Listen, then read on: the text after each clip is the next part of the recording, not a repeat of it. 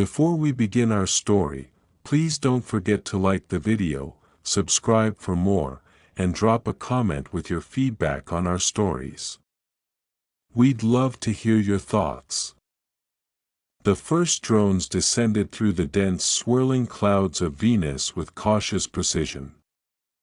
Their reinforced hulls, engineered to resist not only the planet's crushing pressure but also its corrosive acidic rains, sliced through the ever-shifting atmosphere.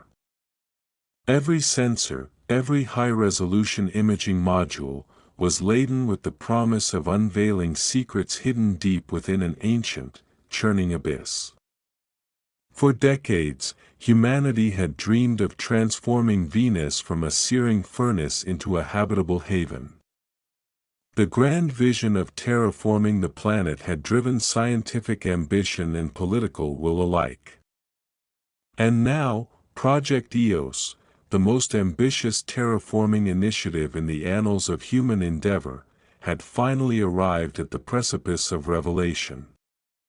Suspended above the infernal surface, the floating aerostats of EOS Prime glistened like colossal, city-sized fortresses. These stations, drifting serenely in the cooler atmospheric layers, housed thousands of scientists, engineers, and visionaries. They had seeded the skies with engineered microbes designed to convert Venus's stifling carbon dioxide into precious oxygen, initiating the slow chemical alchemy needed for a future second Earth. Yet for the first time in human history, an entirely unanticipated discovery beckoned from the planet's surface, a hidden past lurking beneath molten rock and sulfuric haze. Deep inside a control room awash with luminescent holograms, Dr. Lena Kuroda, lead exoarchaeologist, astute researcher, and reluctant dreamer, watched the drone transmissions with feverish anticipation. Her piercing eyes, framed by dark, inked lashes and a mind sharpened by years of studying ancient civilizations, trembled as the grainy images unfolded. Instead of barren volcanic wastes as expected, the scans revealed something entirely impossible: perfectly symmetrical structures rising from beneath layers of volcanic ash and corrosion, their geometries far too precise to be the work of nature. Towering monoliths, elaborate roadways curving gracefully through ruined plazas, and symbols that evoked Earth's earliest scripts hinted at a civilization lost to time. It's artificial, Lena breathed, her voice both awed and trembling. Her gloved hands tightened on the console. A swirl of memories, of secret libraries and hushed conversations with her late mentor, Professor Harlan Mitsui, flashed through her mind. He had once whispered warnings about the dangers of radical discoveries.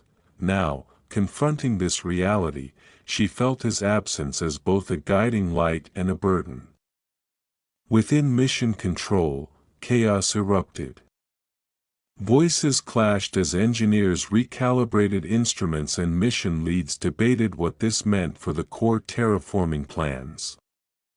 Venus was supposed to be a dead world, an unyielding crucible that had long ago extinguished any spark of life. The possibility that an advanced civilization had thrived here was both a miracle and a threat. Project EOS was meant to rekindle Venus's future, one technician argued. Not unearth a ghost from its past. But Lena's mind spun with darker, more disquieting thoughts. Was it possible that the Sulvir, the name whispered in half-forgotten legends, had once ruled this harsh world? And if so, why had their legacy been hidden by the planet's violent environment? The questions churned inside her like the acid rains that pelted their windows, relentless and unyielding. Then came the fateful transmission. A manned lander, christened the Deadless, plunged from the safety of orbit into Venus's oppressive shroud. Its blazing heat shields glowed as it cut through turbulent air, a lone chariot carrying Lena and her team toward a destiny written in the stars and scorched in myth. Within the Deadless, tension mingled with excitement as Lena's team navigated toward the region of the planetary surface that had revealed the ruins. Dr. Kuroda's inner monologue was a battle of hope versus terror. Memories of a tumultuous childhood, a girl raised among the relics of Earth's lost industrial era and the whispered warnings of old war veterans, merged with her academic drive. Every step forward was both an act of scientific inquiry and a personal confrontation with destiny. The moment the lander's landing struts contacted the black, scorched ground of Venus, the ship's instruments went haywire. Magnetic fields pulsed with erratic life, and Geiger counters scrambled as if in desperate protest. The drones had led them to a place where time itself seemed distorted, a relic of history rather than the present moment. Stretching out before them were ruined streets, colossal statues half consumed by acid and volcanic debris.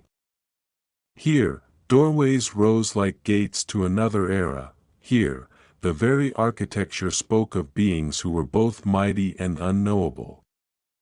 The scale of everything dwarfed the human forms around it. Whatever had built these cities had been vast, a species that had measured existence on a scale far beyond humanity's fragile understanding. It was at the heart of these ruins that they found the chamber. Buried beneath collapsed stone and sediment, a massive obsidian door pulsed slowly with a soft, rhythmic glow, like the beat of an ancient heart. Lena's heart pounded in response. Every instinct screamed to retreat, to shield herself from this overwhelming enigma, but the quest for knowledge was a calling too strong to deny. "This isn't just a relic," Lena murmured to the assembled team. "It's a tomb." The comm crackled to life. Reading stable, energy fluctuating, came a strained voice from the engineer Patel, his tone betraying equal parts awe and dread. "Dr. Kuroda, this is unlike anything we've encountered." With a resolute nod, she retrieved a micro-drone from her belt, a small, nimble probe designed to slip into crevices and transmit data from places where manned exploration could not tread. The micro-drone advanced toward the door, and almost as if perceiving its visitor, the air itself seemed to warp. A low, hypnotic hum vibrated through the ground, harmonizing with the door's pulsing light. Then, without warning, the colossal door began to open. Massive stone slabs slid apart with an ancient creak, revealing a descending tunnel shrouded in darkness. A rush of stale, acrid air billowed forth, and as Lena led her team into the abyss, each step seemed to awaken echoes of a long-forgotten past. Inside, the walls bore breathtaking relief carvings. The artistry was unmistakably deliberate. Every chiseled figure told a story of a civilization that once reveled in cosmic grandeur. The towering, elongated beings, adorned in flowing robes or armored in exoskeletal battle gear, appeared to have roamed grand metropolises beneath a dual-sun sky. Their expressions, caught in stone, held intimations of pride, fear, and inexorable sorrow. Near the end of the long passage, a final mural captured their attention. In it, fiery cascades rained from a tumultuous sky, splitting the land asunder. In a scene of desperate supplication, smaller figures knelt before colossal, hunched forms with glowing eyes, their arms outstretched in a gesture that might have been prayer or surrender. Lena's mind raced as she connected these images to her childhood nightmares and ancient texts, a collective memory of a catastrophe erased from modern lore. At the tunnel's end lay a grand chamber dominated by a massive throne carved from obsidian-like stone. Seated upon it was a being whose appearance defied nature. Its skin was dark and chitinous, shimmering as if dusted with fragments of stars. Hollow eye sockets glowed with a faint orange light that pulsed in time with the rhythmic energy resonating through the room. Integrated into its form was a suit of technology that appeared fused with its very being, wires and tubes disappearing into the floor beneath. Then, the impossible happened, the being moved. A low, grinding breath filled the chamber as the figure stirred, awakening after millions of years of dormancy. Dust cascaded from its monumental frame. One clawed hand flexed slowly against the armrest of the throne, and in a voice that resonated like whispering winds over alien dunes, it spoke, "You are late." Lena's breath caught in her throat. For a long, aching moment, silence held the chamber captive. Finally, gathering courage, she stepped forward, trembling yet resolute. "Who are you?" she asked, her voice echoing with equal parts defiance and awe. After a pause heavy with unspoken regret, the being replied in a tone laced with ancient sorrow, "I am the last." The chamber shuddered as if mourning lost epochs. The ruined halls above groaned in response, dust and ash stirred in a mournful ballet. Lena's fingers brushed a trembling scar on her arm, a memento from an encounter during her early archaeological digs that once cost a colleague his life. The reminder of frailty and mortality spurred her on, even as the being's next words threatened to unravel all she believed. In the eerie light of the pulsating obelisk, the being's gaze swept over the human intruders. "We tried to stop it," it admitted softly, as though confessing an ancient secret to a long-lost friend, "but the cycle, it always repeats." As its words faded into the oppressive air, Lena couldn't help but feel that these were the final echoes of a civilization that had fallen under an inevitable fate, a fate that now seemed to threaten not only Venus but the entire solar system. A chill, cold and unyielding, crept along her spine.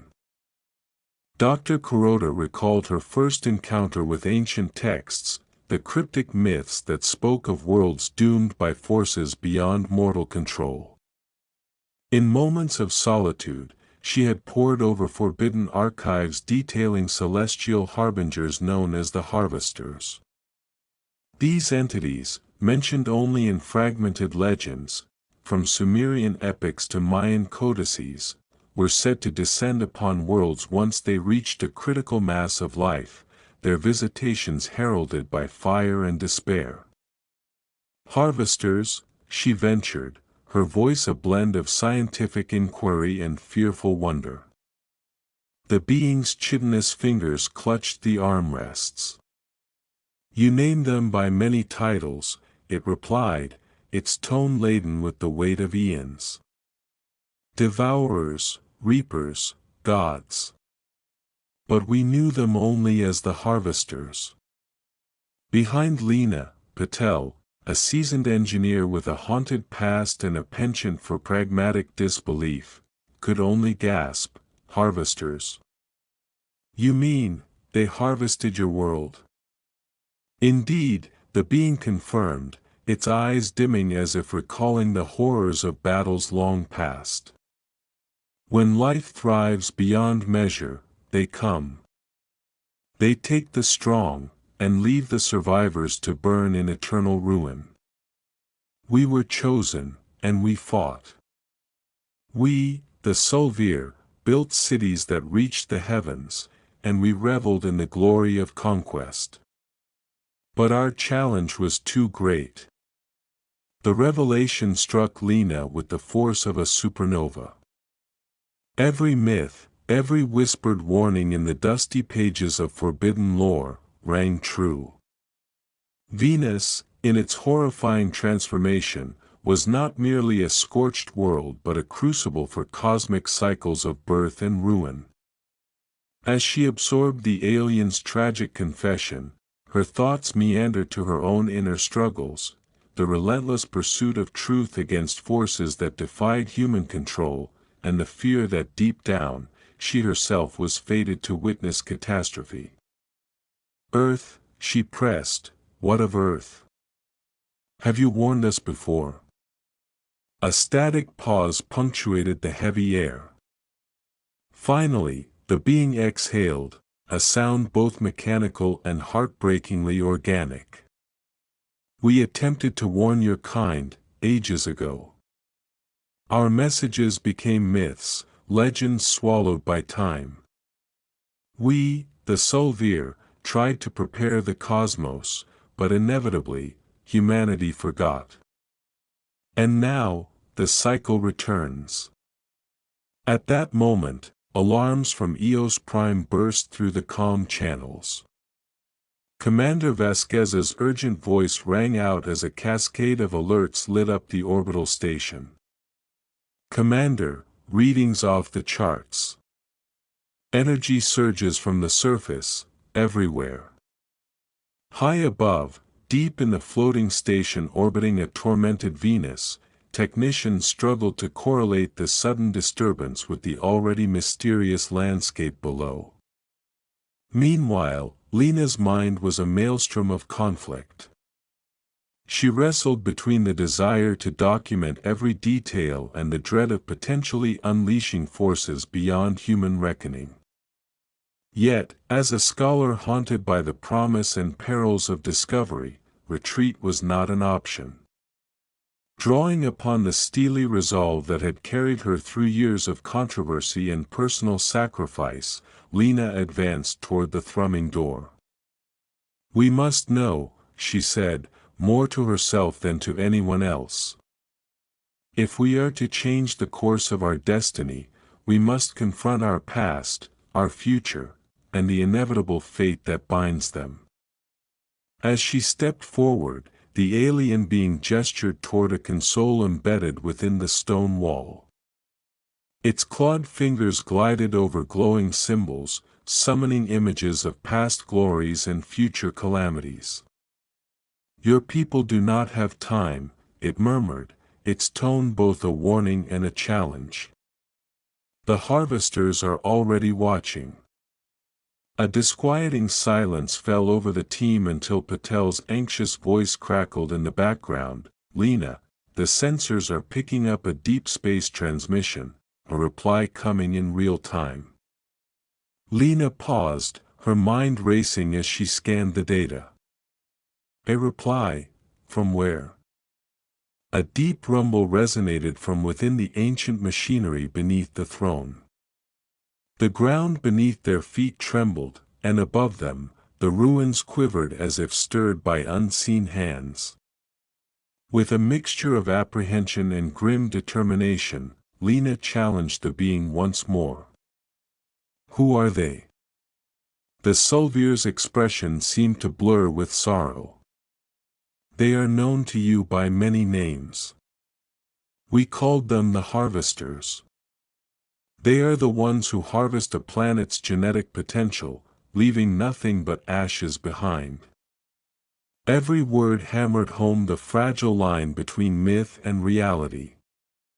Lena's mind flashed to countless nights spent poring over ancient texts, stories of divine retribution, of worlds stripped bare by cosmic forces. Here, in this forsaken chamber, the legends were coming to life. A pause. Then, as if burdened by the weight of eons, the being spoke a single, shattering word, Mars. The name hung in the air like a curse. Mars, humanity's first outpost on another world, a place of scientific wonder and gritty determination. Could it be that Mars, too, had borne witness to the same cosmic reckoning? Lena's inner turmoil was palpable. The weight of her past, her long nights of study, her relentless pursuit of forbidden knowledge, and the present collision of cosmic destinies, all coalesced into a single, inescapable truth: humanity was not alone in its destiny to defy extinction. "I need to contact our team on Mars," she said urgently, her voice resonating with equal parts fear and hope. "If Mars once fell to this cycle, perhaps it holds the key to stopping this repeat of annihilation." The Sulvier inclined its head slowly, a gesture of both resignation and hope. "Mars was the first to fall. And your people must now take up the fight. Prepare yourselves, for the time of reckoning is now." Back on Earth, at the United Nations Space Command, UNSC, headquarters in Geneva, alarms rang and screens flickered as the transmission from Venus reached the high-security war rooms. Admiral Jonas Richter, a battle-hardened leader with a storied military career and personal scars from past cosmic conflicts, clenched his fists as he replayed the footage from Eos Prime. The images, the ruined cities of Venus, the spectral figure of the Sulvier, the cryptic transmission, were more than scientific data. They were an omen. "We need to assume the worst-case scenario," Richter stated firmly in a hushed, measured tone. "If these harvesters are real, then we have painted a target on ourselves. We must prepare for war." Beside him, Dr.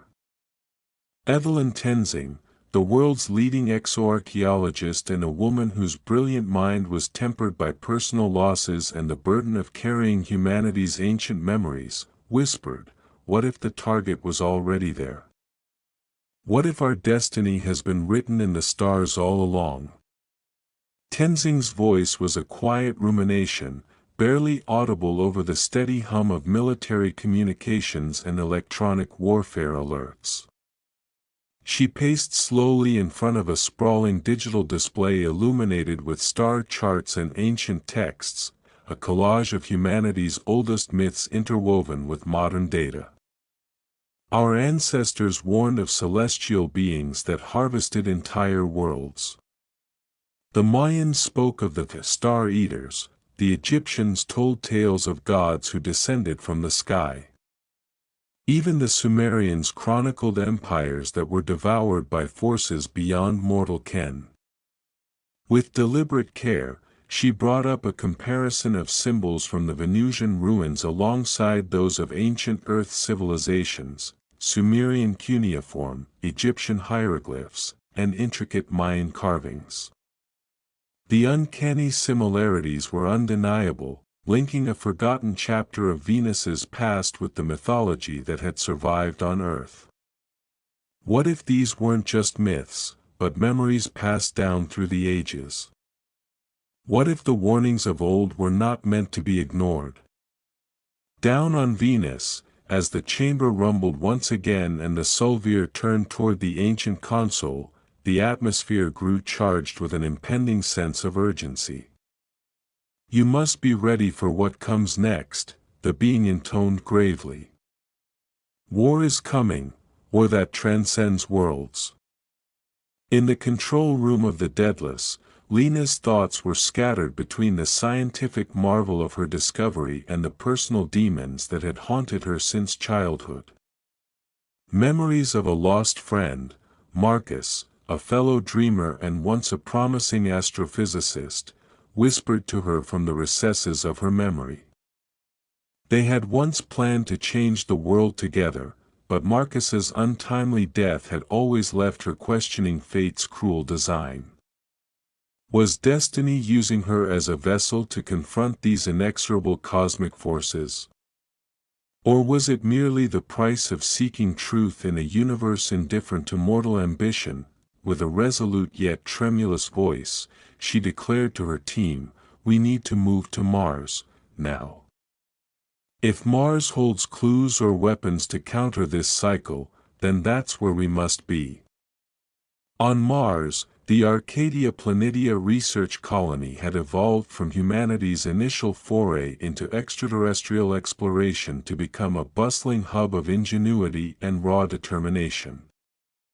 The red planet's scarlet landscapes, punctuated by dust-strewn plains and mysterious fissures, held secrets that even the most optimistic colonists had never dared to dream. Dr. Elena Torres, head of the colony's excavation team and a woman forged in the crucible of personal loss and unyielding scientific curiosity, led a team of researchers into the heart of an ancient Martian ruin. Under a ruddy sky, Elena's team worked feverishly, robotic diggers slicing through layers of Martian regolith. The latest scans revealed a startling metallic structure buried deep beneath the surface, an engineered construct entirely inconsistent with natural Martian geology. "How deep is it?" Elena asked as she observed the screens displaying electromagnetic and gravitational anomalies. "At least 100 meters," replied her assistant, Zhang, whose eyes revealed a knowledge tempered by secrets long kept. "This structure, it's not natural. It's been hiding here for eons." Elena's brow furrowed as her mind recalled classified reports from decades past, the unconfirmed anomaly detected by the Viking lander in 1976, an anomaly that was buried under layers of bureaucracy and classified files. "You're telling me that we've had an alien artifact under our feet this whole time, and no one bothered to tell us?" Before Zhang could answer, the sound of robotic diggers striking something hard reverberated across the dig site. Dust billowed into the thin Martian air as massive stone doors shuddered open.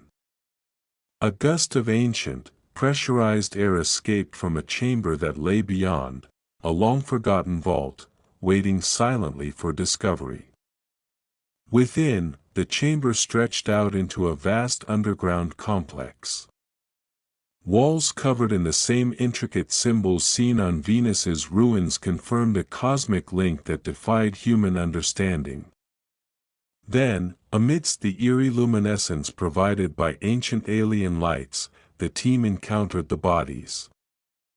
Ancient skeletons, some evidently belonging to the Solvier and others to a species previously unknown, lay strewn about.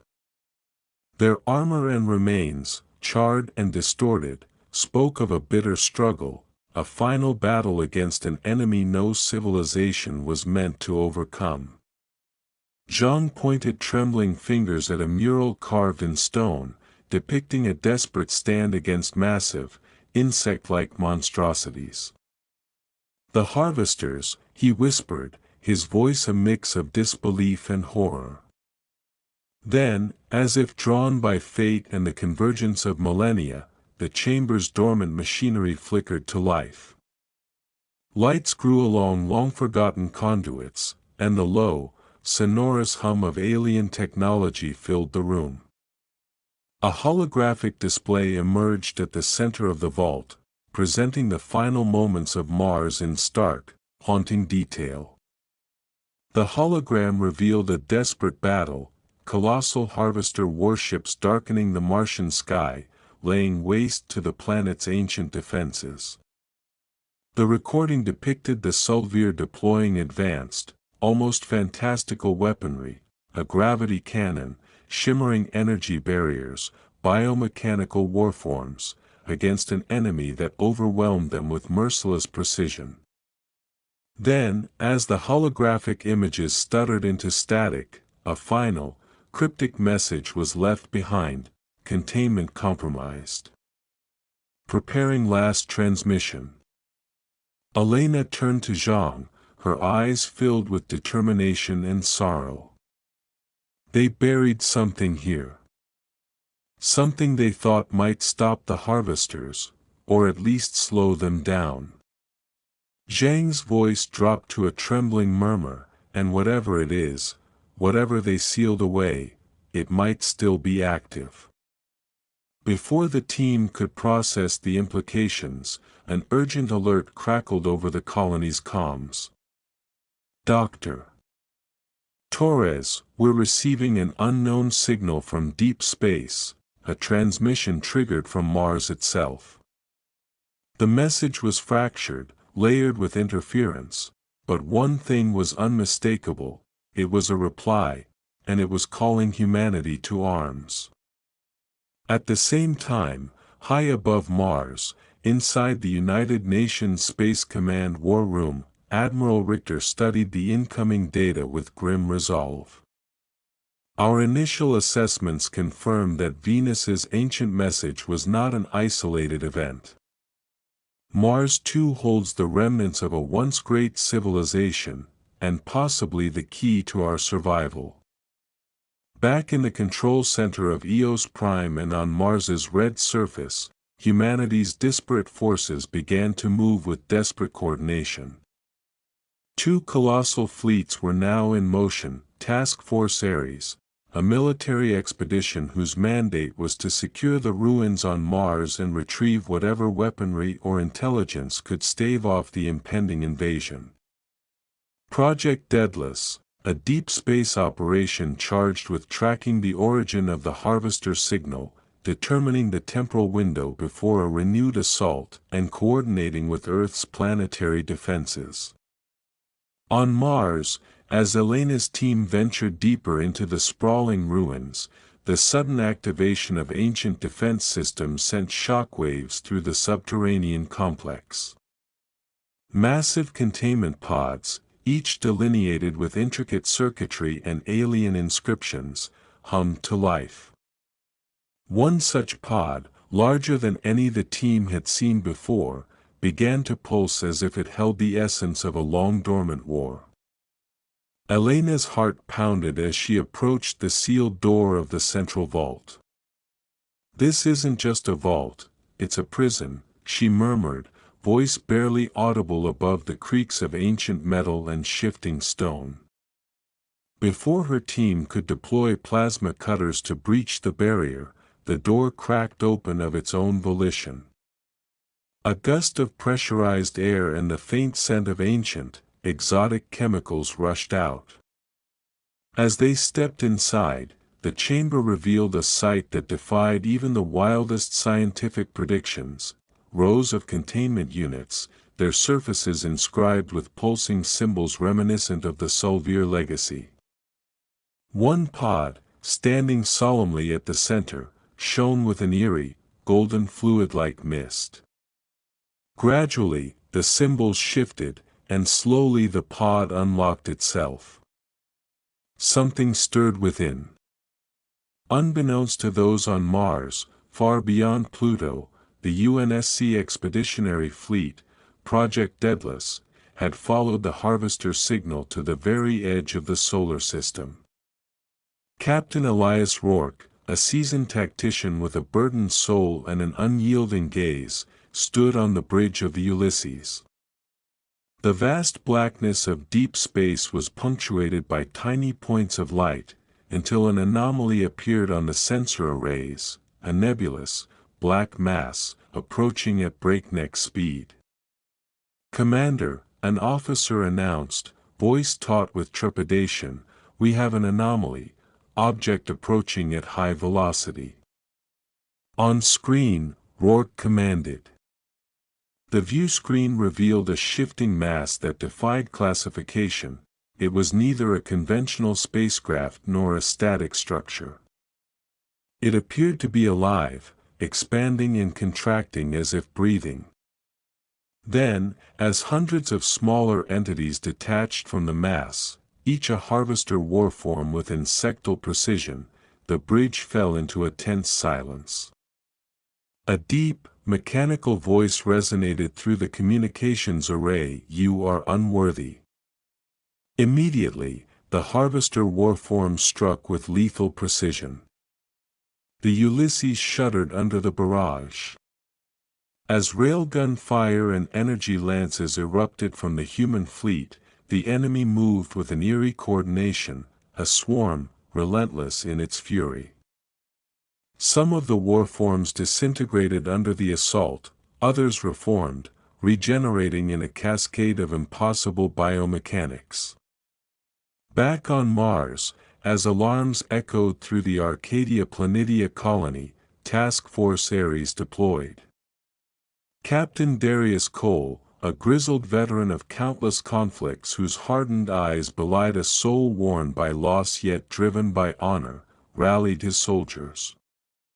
"Stay behind cover," he commanded, voice resolute amid the chaos of plasma fire and collapsing ruins. As Martian dust mingled with the flash of weapon discharges, the warform that had emerged earlier, a relic of an ancient conflict, turned to face the human soldiers. It moved with a terrifying grace, its arms transforming into blades of concentrated energy. Yet, within its fearsome gaze, there flickered something unexpectedly human, a glimmer of sorrow, determination, and ancient longing. Cole, blood and grit marking the battle, spat out in disbelief, "What in God's name is that thing?" Elena, still reeling from the revelation of the sealed vault, whispered, "It's a survivor, and perhaps our weapon." In the ensuing battle, as the UNSC fleet struggled with the relentless advance of the Harvester swarm, Captain Rourke's voice over the comms was steely with grim determination. "We can't hold this line any longer," he barked. "Get ready for counteroffensive maneuvers. We're not just fighting for Earth, we're fighting for the very soul of our existence." A cacophony of explosions, energy discharges, and desperate shouts filled the void of space and the red Martian skies. Rourke's mind raced with tactical calculations as he ordered a full-speed collision course against a looming Harvester dreadnought, a biomechanical monstrosity that had emerged from the darkness, its organic hull pulsating with an otherworldly energy. "Prepare the ship for impact. We either take them down or Earth is lost." Cole, amidst the chaotic melee on Mars, rallied his troops. "We have a choice, run and hide, or fight with everything we've got." He met Elena's gaze, both knowing that humanity's survival depended on risking everything, even if the victory was uncertain. The warform, whose allegiance had remained ambiguous up until now, stepped forward and addressed the beleaguered soldiers. "If you fight alone, you will surely fall. Join me, and together we shall end this cycle of destruction." Its voice, while alien, carried a weight of shared destiny and ancient honor. "I was built to end them," it declared, placing a hand over a glowing emblem on its chest, a symbol that resonated with the arcane meaning of sacrifice and retribution. "I was too late before. Now, I pass the fight to you." The tide of battle hung in a delicate balance. On one front, the UNSC fleet, wounded but unbowed, rushed headlong into the Harvester dreadnought in a desperate bid for survival. The Ulysses collided with the enemy vessel, its fusion reactor detonating in a brilliant, fatal explosion that cleaved the monstrous ship in two. The sudden devastation gave hope to the battered human forces, but the enemy's reaction was swift and terrifying. More Harvester warships descended, their advance unyielding. "Incoming! Mars is under full assault," crackled the frantic voice of Captain Cole over the comms. At the same moment, an inexplicable energy signature was detected on Mars' surface, one that echoed the readings first seen on Venus. Elena's eyes widened. That is our signal. The same energy that awoke these machines, it's active again." In the face of an enemy both ancient and unfathomable, humanity knew that survival required more than brute force, it demanded deciphering the forgotten secrets of the past. Elena turned to Zhang, voice hushed with urgency. We need to access the central vault, to find the mechanism the Solvier left behind. It may be the key to activating defenses that could tip the scale. Zhang's face reflected equal measures of determination and fear. If we can harness it, we might just have a fighting chance. As the battle on Mars reached a fever pitch, where every breath was a struggle against overwhelming odds, the Warform, this ancient emissary of the Solvier, advanced relentlessly toward the falling Harvester forces. With a final, defiant cry that echoed with the sorrow of countless lost civilizations, it struck a pivotal blow against the enemy, turning the tide for a moment. But even as it fought, its energy waned. Captain Cole crouched amidst the chaos, wiping blood and sweat from his face as he called out to Elena, "We need to evacuate, now. But if we leave without securing that vault, everything we've fought for is lost." In a simultaneous moment of valor and sacrifice, Captain Rourke's battered Ulysses launched its final offensive. With his ship's remaining strength, he ordered a daring, full-speed charge straight into the heart of a Harvester dreadnought. "We take it down, or it takes Earth," he roared, the defiant challenge reverberating throughout the fleet. The collision was cataclysmic, a brilliant conflagration that split the dreadnought from within, sending shockwaves that rippled across space and into the hearts of every soldier and scientist watching. Yet, even as the Harvester fleet faltered, the ancient vault on Mars pulsed urgently. Elena, her mind locked on the secrets hidden within, led her team to the sealed chamber. The enormous door, intricately inscribed with symbols that shimmered like the twilight of forgotten epochs, slowly creaked open once more, seemingly of its own volition. Inside, rows of containment pods were lined in solemn guard. At the center, the largest pod began to emit a golden, fluid mist and, in a move both deliberate and inevitable, the containment lock released its hold. From within the pod emerged a new figure, tall, armored, and a fusion of organic matter and ancient technology. Unlike the Solvier the team had witnessed earlier, this being radiated the cold efficiency of a weapon honed across centuries of conflict. Its eyes blazed like twin stars and its presence exuded both sorrow and unwavering purpose. As the being stepped forward, its voice resonated through the chamber, "I was created to end the Harvesters. Yet, I have learned from the downfall of my people that raw destruction is no salvation. Instead, I offer you the chance to harness our lost defense, the very ancient technology built to protect worlds from the relentless cycle."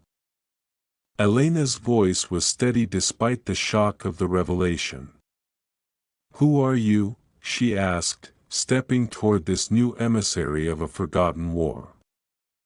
The being's gaze swept over the assembled scientists and soldiers. "I am the custodian, forged in the last days of the Solvier. My purpose was to safeguard our empire's final weapon, a network of dormant defenses buried deep beneath Mars. Now, I pass that legacy on to you.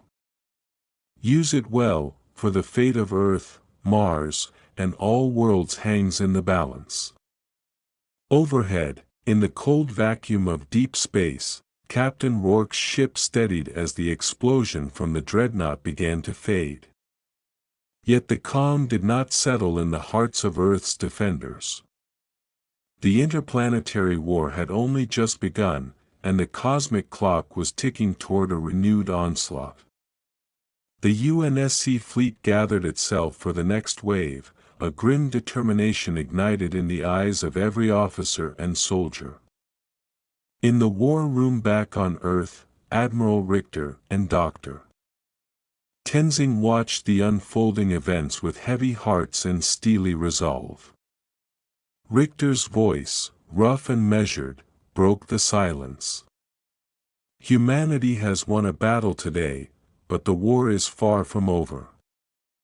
We have been given a chance, a weapon forged from the legacy of those who faced the harvesters before us.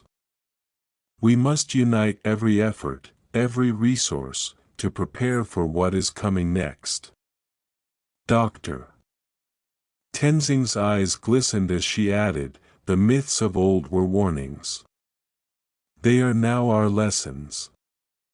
We owe it to the countless souls lost to history to forge a future where we are not merely prey to cosmic harvesters."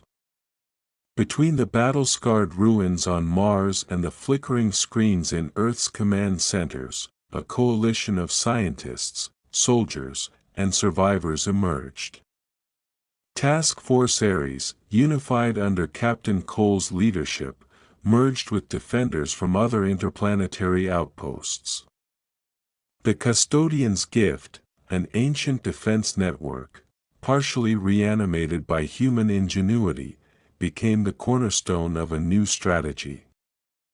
Massive energy pillars, long dormant beneath Mars, erupted in brilliant arcs of light, transforming barren landscapes into fortresses of resistance.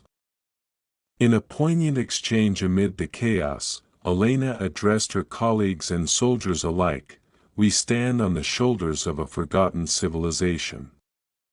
Our ancestors' failures and triumphs are now our legacy.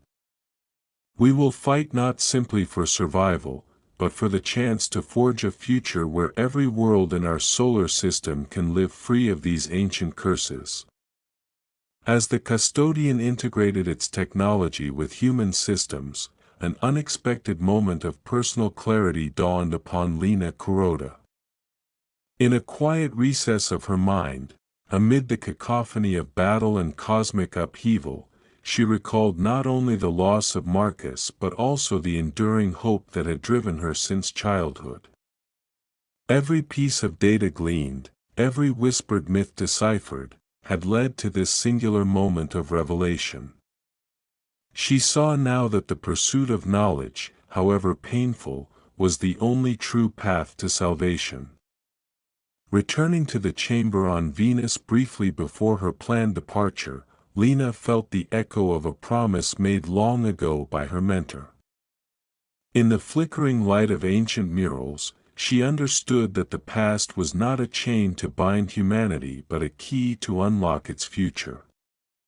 The voices of the Solvier, full of regret and hope, mingled with the dreams of modern explorers, a chorus urging mankind to rise above its limitations.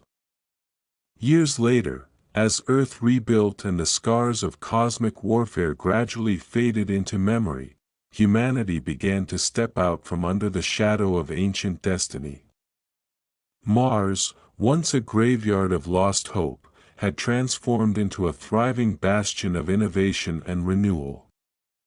The defenses gifted by the Custodian were refined and integrated with Earth's own advanced technology, heralding an era of interplanetary unity. Lena, now a venerable figure in the annals of astroarchaeology, often revisited the archives of her early discoveries. In quiet moments aboard a research vessel, she would study ancient Solvier texts and holographic records, not to dwell on the losses of the past but to understand the enduring human spirit that had emerged victorious from cosmic adversity. In her eyes, every relic of Venus and Mars was a testament to both the beauty and the tragedy inherent in the quest for knowledge. Captain Rourke, forever altered by the sacrifices made in deep space, dedicated the final chapters of his career to building a unified planetary defense system, ensuring that the harvesters, those terrifying specters of ancient myth, would never again find humanity unprepared. In private moments, he recalled the desperate hours when the Ulysses plunged into enemy dreadnoughts and the rallying cries of soldiers on Mars. Their sacrifices became the cornerstone of a new philosophy, that even against cosmic odds, unity and resolve could turn the tide of destiny. Admiral Richter and Dr. Tenzing's partnership, forged in the crucible of crisis, laid the groundwork for a future where scientific inquiry and military precision worked hand in hand to protect life. They established a cross-disciplinary council, a union of the greatest minds of the new era, to constantly interpret the warnings of the ancient past and to guide humanity safely into the future. In the years that followed, the custodianship of knowledge passed seamlessly from the legacy of the Solvier to modern human institutions. Museums and interplanetary research centers blossomed, dedicated to preserving the art and wisdom of those who had faced the harvesters long ago. Humanity learned not only to fight but to understand, to look to the heavens with both reverence and defiance. Yet, even as peace was tentatively restored, the lingering question remained: somewhere in the silent depths of space, beyond the fragile boundaries of our solar system, did the true masters of the harvesters still lurk? Some in the new council warned of further cycles, a reminder that the cosmos was vast, and its dark secrets might one day rise again. On a crisp Martian evening, as Elena Torres oversaw the activation of a newly refurbished defense array, she glanced up at the rust-red horizon. In that fleeting moment, she recalled the solemn words of the custodian, "I pass the fight to you." A gentle breeze stirred the Martian dust, and in the silence that followed, she felt both the weight of history and the promise of a future reclaimed from oblivion. In a world reborn from the ashes of ancient warfare, humanity had learned that every end was merely a new beginning. And as Earth, Mars, and the fragile outposts across the solar system began to prosper once more, the stars above shone with the silent testimony of countless civilizations, each a chapter in the endless chronicle of life, struggle, and redemption. Somewhere out there, a distant signal pulsed, perhaps the whisper of an old enemy or the call of a new challenge. But this time, humanity would meet it not as frightened prey, but as brave, unified explorers determined to harness the power of both ancient legacy and modern ingenuity. The cycle might continue to turn, but the spirit of survival, unity, and defiance burned bright in every human heart. Thus, beneath alien skies and amid the ruins of lost empires, a new epoch dawned, a time of vigilance, hope, and the unwavering belief that even in the face of the unimaginable, humanity's resolve would never waver. The war was over, but the journey, with all its twists and challenges, had just begun.